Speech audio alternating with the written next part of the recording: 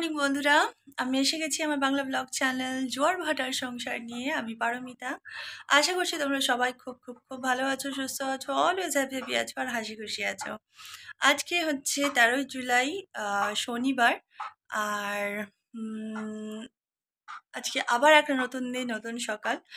গত 2-3 দিন যাবৎ আমার ব্লগ দেওয়া হয়নি। একটু অসুবিধা ছিল।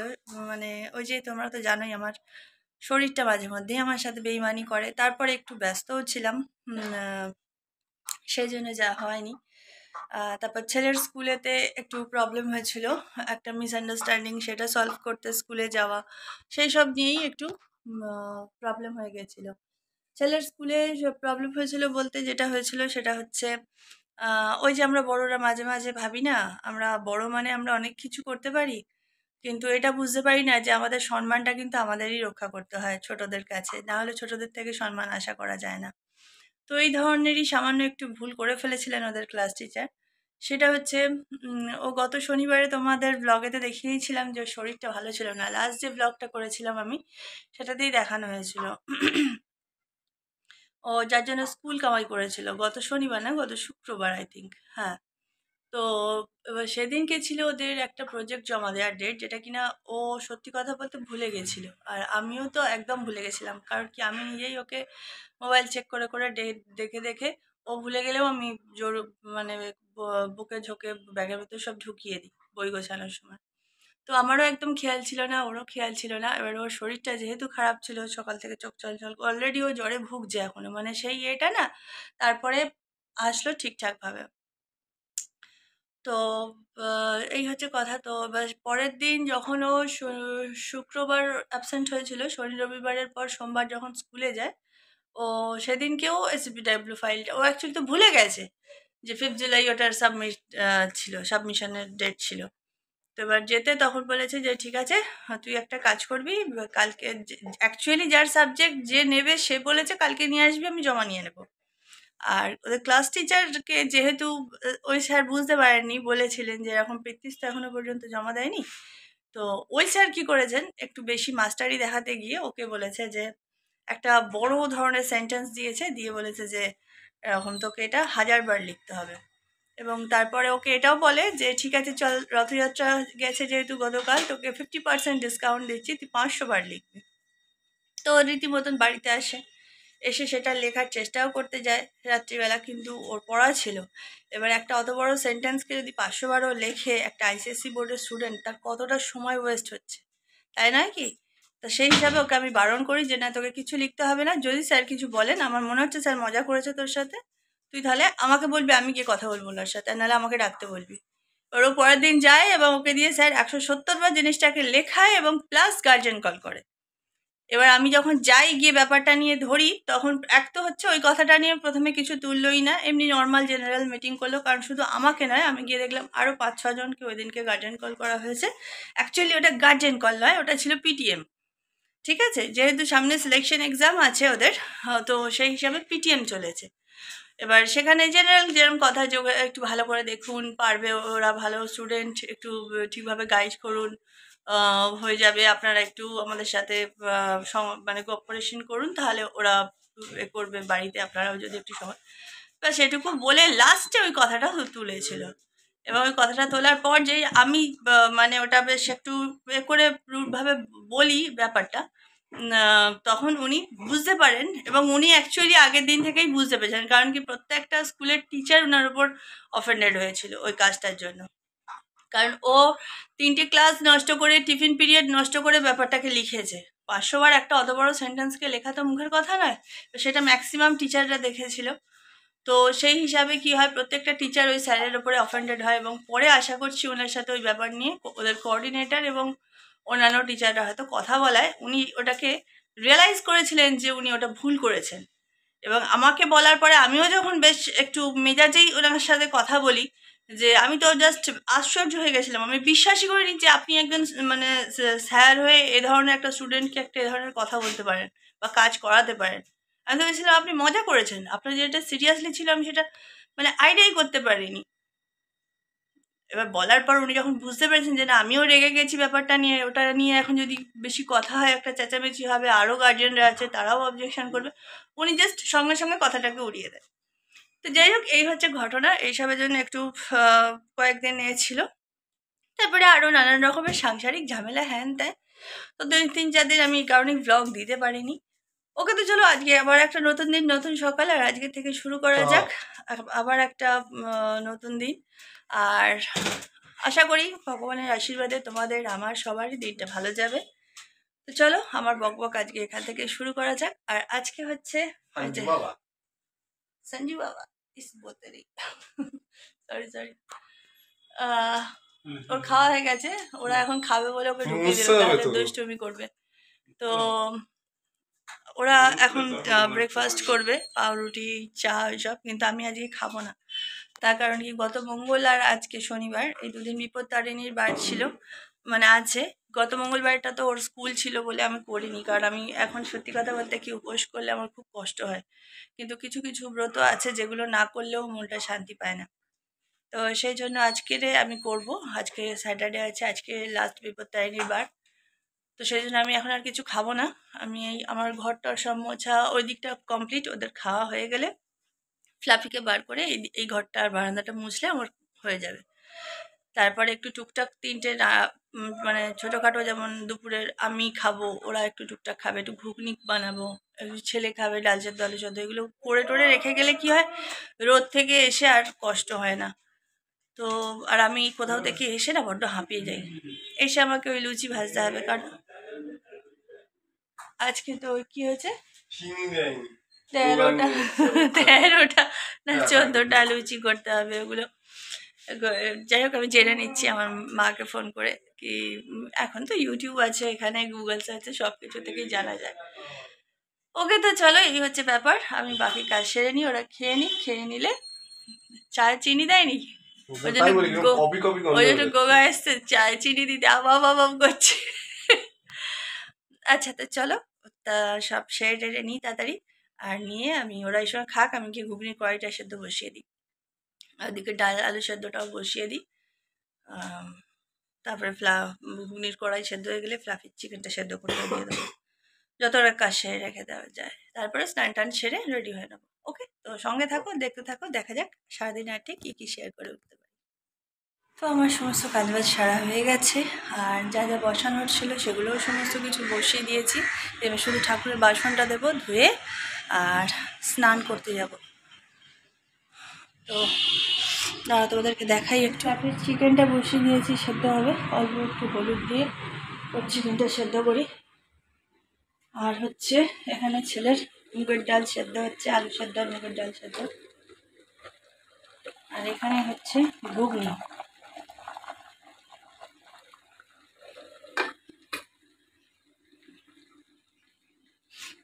এগুলো হতে থাকুক, আমি এবার স্নান টানগুলো সেরে নিই, নিয়ে এবার আমাকে রেডি হতে হবে। আমি স্নান করলে তারপরে আমার ছেলে স্নান করবে, মানে ও যাবে আমার সাথে, ও প্রত্যেকবারেই যায় আমার সাথে।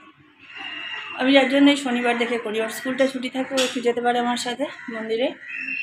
আর একা একা ভালো লাগে না আমার কোথাও যেতে, একা একা যেমন যেন কেমন বোকা বোকা লাগে। একটা কেউ সঙ্গে থাকলে বেশ ভালো লাগে। যেতে পারি না তা নয়, দিব্যি ছেলের স্কুলে যাচ্ছে ওই জোকার মতন অত দূরে। যাই হোক, একাই যাই একাই আসি, কোনো ব্যাপার না, কিন্তু কি সঙ্গে একজন কেউ থাকলে বেশ ভালো লাগে, একটু কথা বলতে বলতে যাওয়া, মনে হয় যে সঙ্গে একজন কেউ আছে। ঠিক আছে, এই হচ্ছে ব্যাপার। ওকে, আর তারপরে কি উপোস করে আবার তার উপর যদি স্কুলের চাপ এটা ওটা থাকে, বড্ড প্রবলেম হয়।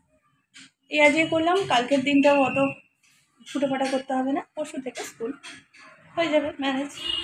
আর উপোস করার পরের দিনকে দেখবে গা হাত পাগুলো কিরম ছেড়ে দেয়, শরীরটা ছেড়ে দেয়, মানে হুটোপাটা করে কাজ করা বড্ড কষ্ট হয়। ধীরে সুস্থে কাজ কালকে করতেই পারবো, যাই হোক না কেন, স্কুলের দৌড়াদৌড়ি তো থাকবে না। ওকে, তো চলো আর না ফালতু বকে, পড়ে যাবো, সেগুলো বার করি, পড়ে আর স্নান টানগুলো সেরে নিই। ওকে, তো আমি রেডি হয়ে গেছি, আমি এখন পুজো দিতে যাচ্ছি বিপত্তারিণী মন্দিরে। আমাদের এখানে শখের বাজারে আছে বিপত্তারিণী মন্দির, আগে যেতাম কালীঘাটে, তো প্রচণ্ড ভিড় হয় এই দিনগুলোতে, তো এখন আর যাওয়া হয় না অত দূরে। তারপর ওরও কাজ থাকে, আর ছেলেও ওখানে গেলে ওর কষ্ট হয় অত ভিড়ভাট্টার মধ্যে। তো আমি এখন যাই আমাদের এখানে শখের বাজারে, চণ্ডী মেলা হয় যেখানে, ওখানেই মা বিপত্তারিণীর মন্দির আছে। তো ওখানে গিয়েই আমি এখন বেশ কয়েক বছর ধরে পুজো দিচ্ছি। আজকেও যাচ্ছি ওখানে, সঙ্গে ছেলে যাচ্ছে, ছেলে রেডি হয়ে গেছে এই যে, আর বর কাজে বেরিয়ে যাচ্ছে। ওকে, তো চলো আমি গিয়ে পুজোটা দিয়ে আসি, কারণ বেলা বেড়ে যাচ্ছে, নাহলে আবার মুশকিল হয়ে যাবে। চলো যাওয়া যাক। চেষ্টা করবো তোমাদের সাথে কিছুটা শেয়ার করবো। আমার সব জিনিস কেনা হয়ে গেছে, এবার চলো পুজোটা দিয়ে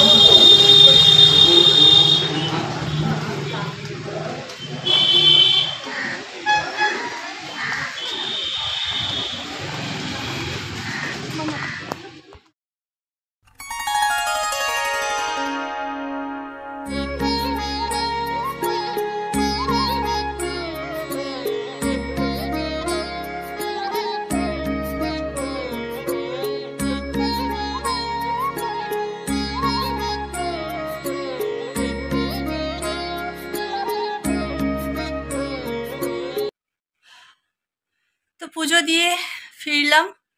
ফিরে আগে প্রসাদ নিয়ে মায়ের বাড়ির, মানে দাদার বাড়ি, মায়ের বাড়িতে গিয়ে দিয়ে আসলাম। দাদাকে, কাজুরি দিকে, ওদেরকে প্রসাদ আর দুটো দুটো ডোর দিয়ে আসলাম মায়ের। আর তারপরে এসে জামা কাপড় ছেড়ে মুখ হাত পা ধুয়ে, এখনো টিপটা আছে যায়নি, ফ্রেশ ট্রেশ হয়ে আমি একটু বসলাম, কারণ আবার আমাকে ঢুকতে হবে রান্নাঘরে। আর সকালবেলা সব করে রেখে গেছি মোটামুটি। এবারে এখন করব ভাত ছেলের, আর আমার 13টা লুচি খেতে হয়। আমার ওই ছোট্ট ছোট্ট ফুচকার থেকেও ছোট ছোট করবো, কারণ আমি আবার খেতে পারি না বেশি। তো ওই একদম ছোট্ট ছোট্ট দেখি পুটকি পুটকি করে 13খানা লুচি করব। আর ছেলেকে কটা লুচি করে দিতে হবে, নাহলে চিল্লাবে। ওই খেয়ে তারপর ভাত খাবে। তো এই হচ্ছে কথা। একটুখানি বসি, গাটা ঠান্ডা হয়ে গেলে এখানেই বসে বেলে নিই ভাতটা। ভাতের চাল ফাল সব ধোয়া আছে, রেখে দিয়েই গেছিলাম সব রেডি করে। ওটাকে বসিয়ে গ্যাসটি জ্বালিয়ে দেবো, দিয়ে আমি এখানে এসে বসে বসে বেলে নিয়ে গিয়ে শুধু ভেজে নেবো, নিয়ে তারপর ঢুকে আসবো। তো এই হচ্ছে ব্যাপার। খুব সুন্দরভাবে পুজো দিলাম, মন ভরে গেল। আর ওখানে পুজো দিলে না মন যেন ভরে যায়। আগে যেতাম কালীঘাটে, এত ভিড় হতো, মানে সেই পুজো দিতাম কিন্তু মানে যেন সেই কখনো মন্ত্র ভালোভাবে শুনতে পাচ্ছি, হাফ মন্ত্র শুনতে পাচ্ছি না, এরকম একটা ব্যাপার ছিল। তো এইখানে মন্ত্র সত্যি পুজো দিয়ে যেন মন ভরে যায়। আর খুব সুন্দর, পাঁচজন পাঁচজন করে, বেশ সুন্দর। একটু দেরি হলেও ঠিক আছে, বসার জায়গা আছে, সব আছে, সুন্দরভাবে পুজো করা যায়। তো এই হচ্ছে ব্যাপার। তো খুব ভালো লাগলো পুজো দিয়ে। আর আমার হাজবেন্ডরা তো গেছে কাজে। আমি এবারে বাকি যা আছে ওগুলো সেরে নিয়ে শুয়ে পড়বো। মাথা যন্ত্রণা করছে অলরেডি, বেরোই না তো, আর রোদে বেরিয়েছি, আর রোদ মানে মারাত্মক রোদ বাইরে। আর ছাতা ফাতা আমার যেন ওই 2 হাত ভর্তি, এমনিতেই ছেলেরও হাতে ভর্তি, আর ছাতা ফাতা টাঙাতে ইচ্ছে করে না, কাকা করছে রোদ একদম, বাপরে বাপ। তো যাই হোক, তো আজকের দিনে যাদের জন্মদিন, এবং আজকে তো হচ্ছে তোমার 13ই জুলাই। সকালবেলা আর বলা বলা হয়নি যে আজকের দিনে যাদের জন্মদিন এবং বিবাহবার্ষিকী, তাদের সবাইকে জানাই আমার তরফ থেকে, আমার পরিবারের তরফ থেকে, এবং সকল দর্শক বন্ধুদের তরফ থেকে শুভ জন্মদিন এবং শুভ বিবাহবার্ষিকী তোমাদের। তোমরা সকলে খুব ভালো থেকো, সুস্থ থেকো, আনন্দে থাকো। আজ আমার লাইফের একজন স্পেশাল মানুষেরও জন্মদিন। সেটা হচ্ছে, মানে কি বলবো, আমার নিজের তো কোনো দিদি নেই, কিন্তু তার সাথে দেখা হওয়ার পর থেকে মানে আমার মনে হয়েছে ওই আমার দিদি। ও মানে ভীষণ ভীষণ ভীষণ ক্লোজ আমরা দুজন দুজনের। তো সেটা হচ্ছে আমার রিমাদি। ঠিক আছে, মানে অ্যাকচুয়ালি ওর হাজবেন্ড সৌরভ চৌধুরী, আম, মানে আমার দাদা হয় সৌরভ দা। মানে ডাকি আমি সৌরভ দা বলে।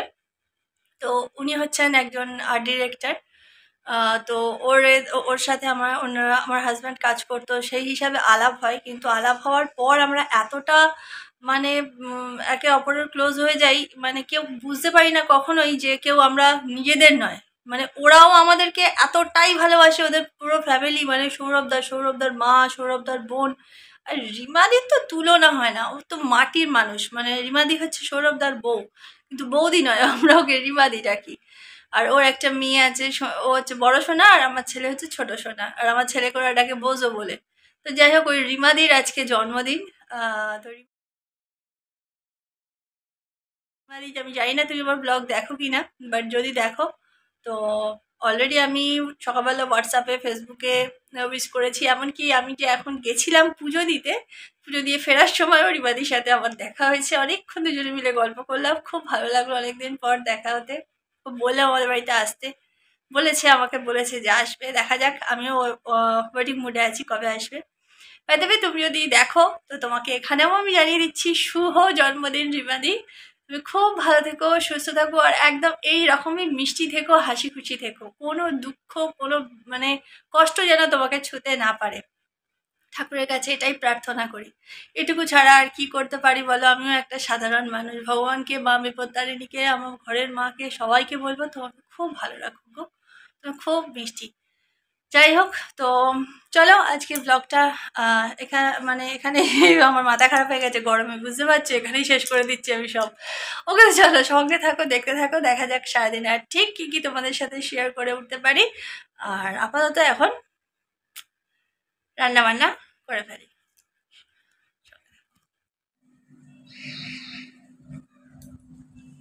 যে বাড়িতে এসে মাকেও পুজো দেওয়া হয়েছে ঘরে। আসার সময় মায়ের জন্য মালা আর মিষ্টি নিয়ে এসেছিলাম।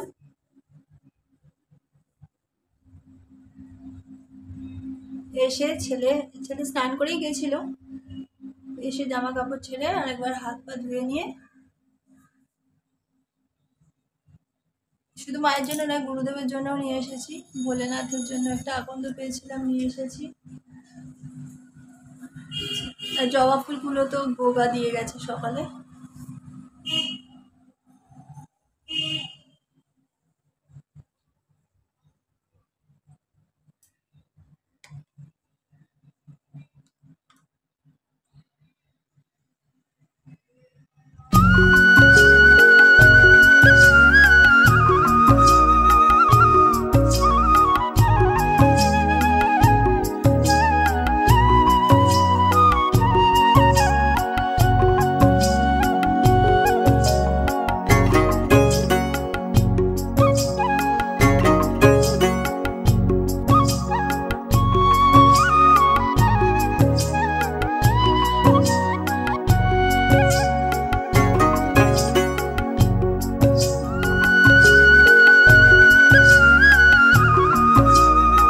লুচি ভাজা হয়ে গেছে।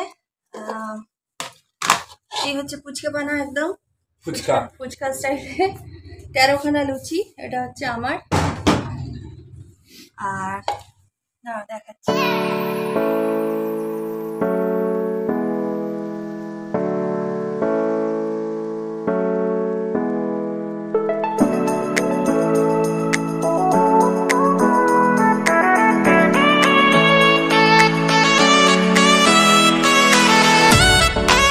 খাওয়া দাওয়া সমস্ত কিছু কমপ্লিট হয়ে গেছে, আর আমি ধপাস হয়ে গেছি বিছানাতে, দেখতেই পাচ্ছ।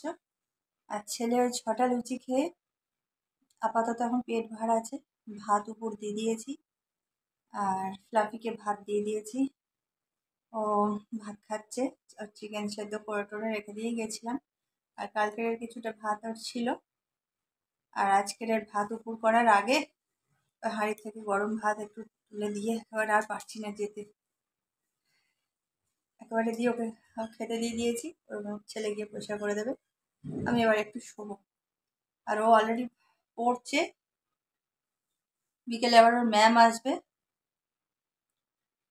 সাফিকে পরিষ্কার করে দিয়ে এসো, ও পড়বে এখন। আমি একটু রেস্ট নিই, নাহলে আর পারছি না, আর শরীর টানছে না। আবার বিকেলবেলা উঠে দেখি কি করা যায়। ওকে, তো চলো পরে আবার কথা বলছি, সঙ্গে থাকো। গুড ইভিনিং বন্ধুরা। এখন সন্ধে কি রাত্রি 8টা বাজতে চললো প্রায়। হ্যাঁ, এটা ঠিক, সন্ধ্যেই তো হচ্ছে দেখতে। তো যাই হোক, দুপুরবেলা খাওয়া দাওয়া করে ছেলেকে খেতে টেতে দিয়ে একটু শুয়েছিলাম। শুয়ে ঘুম তো আসেনি, ছেলে দেখছিল বাহুবলী। আর বাহুবলী মানে বাচ্চাদের মতন আগের বাহুবলী, কার্টুনটা নতুন যেটা বেরিয়েছে, ওই অ্যানিমেশন করে, হ্যাঁ ওয়েব সিরিজ। তো শরীরটা তখন খারাপ লাগছিল, ওর আবার জ্বর জ্বর লাগছিল, তো ওই জন্য বইপত্র তুলে রেখে ওটা চালিয়ে চুপচাপ শুয়ে শুয়ে দেখছিল সারা দুপুর। ঘুমাবে না বলে, কারণ ও দুপুরবেলা ঘুমালে কি আর শরীর আরো খারাপ লাগে, আর রাত্রিবেলা ঘুম আসে না। তো ওইটা আস্তে করে দেখছিল, আর আমি চুপচাপ শুয়ে শুয়ে একটু ফোন ঘাঁটছিলাম। তারপর বিকেলবেলা উঠে সন্ধে দিলাম, একটু ধুনো দিলাম আজকে। আর এই দেখুন আমাদের ম্যাডাম এখানে শুয়ে আছে, আর ছেলে যে পড়তে বসেছে। ম্যাম আসেনি আজকে, আজকে আবার ম্যাম আসেনি, ম্যাম কালকে আসবেন।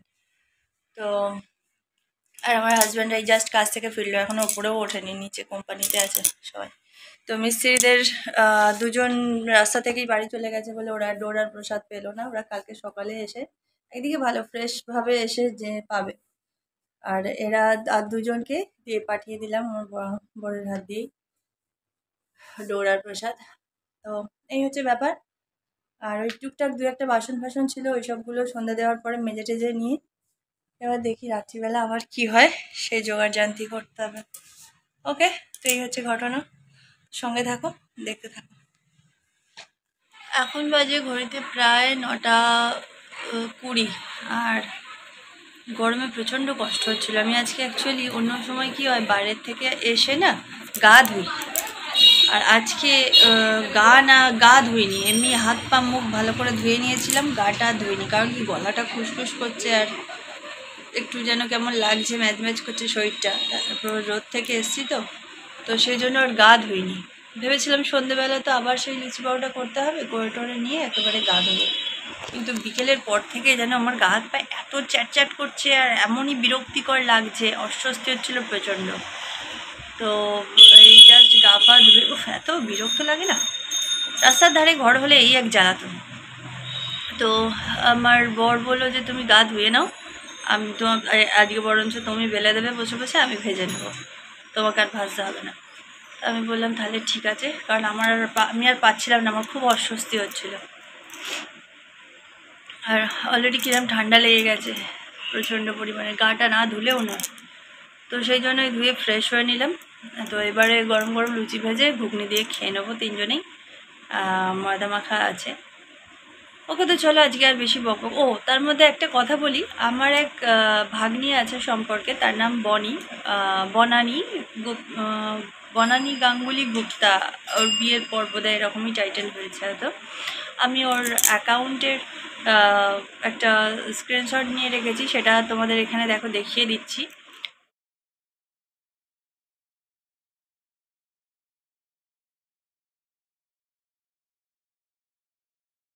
ওকে একটু তোমরা পারলে একটু ওর সাথে ও সহযোগিতা করো, ওর অ্যাকাউন্টে গিয়ে ওকে ওর চ্যানেলটাও একটু সাবস্ক্রাইব করো। ভীষণ ভালো একটা মেয়ে, আমার কাছে বলেছিল যে মাম এরকম তুমি একটু বলে দিও তোমার চ্যানেলে।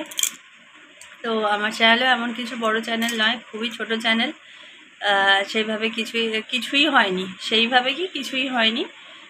তো ঠিক আছে, তার সত্ত্বেও আমার কাছে আবদার করেছে আমার ভাগ্নি, সেই হিসাবে আমি বনানীর হয়ে তোমাদের কাছে বলছি যে ওকেও ওরও একটু মানে সহযোগিতা করো, ওর সাথে একটু থেকো, চ্যানেলটা সাবস্ক্রাইব করো, ওর ভিডিওগুলো শর্ট ভিডিওগুলো একটু দেখো, আশা করছি ভালো লাগবে। ওকে, তো চলো আজকের ব্লগ এখানেই শেষ করছি, দেখা হচ্ছে নেক্সট ব্লগে।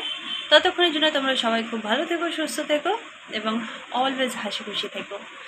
আর ভালো লাগছে না বক করতে, তাই এখানেই শেষ করে দিচ্ছি। ওকে, টাটা অ্যান্ড গুড নাইট।